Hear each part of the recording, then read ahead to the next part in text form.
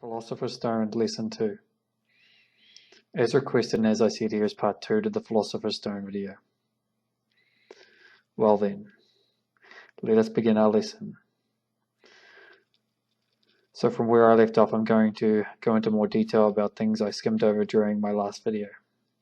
If you skipped my first lesson, go see my other video called What is the Philosopher's Stone? The link is below. Now we'll go over the Greek origins of the Philosopher's Stone, one of the oldest records known to contain mention of the stone, dating around 360 BCE. Although alchemy and potion making can be drawn back to the dawn of human history, the theoretical roots outlining the stone's creation can be traced to Greek philosophy. Alchemists later used the classical elements, the concept of anima mundi, the world soul, and the creation stories presented in texts like Plato's Timaeus, as analogies for their process.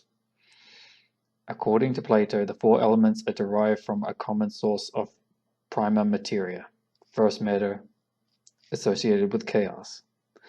Prima materia is also the name alchemists assigned to the starting ingredient for the creation of the Philosopher's Stone.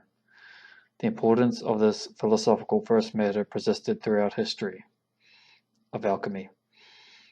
In the 17th century, Thomas Varg writes, "The first matter of the stone is very the same with the first matter of all things."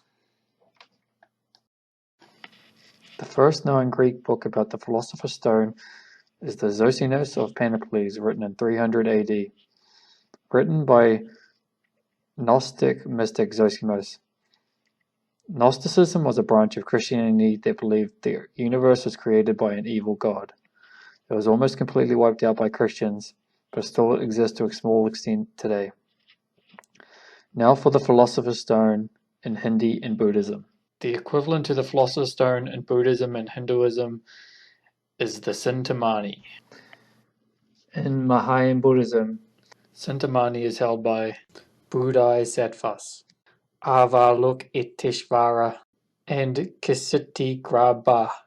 It is also seen carried upon the back of Lung Tai, wind horse, which is depicted on the Tibetan prayer flags.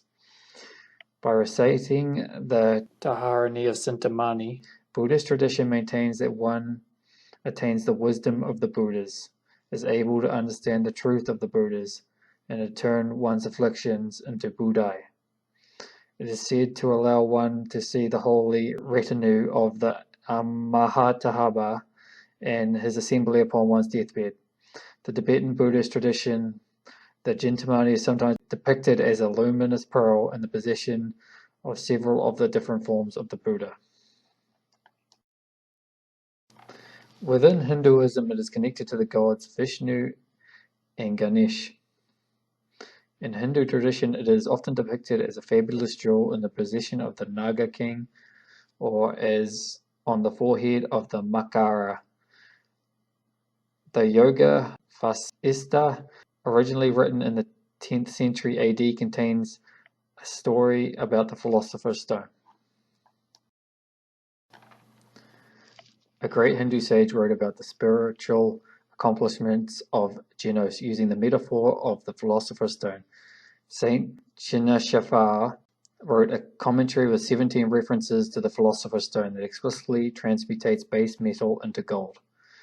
The 7th century Indian sage Tirumular, in his classic Thirumandaram, explains man's path to immortal divinity.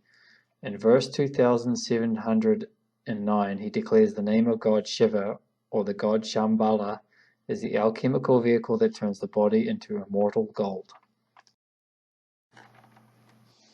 It can also be found in the famed Shamdikat. And now for a quote about the Philosopher's Stone.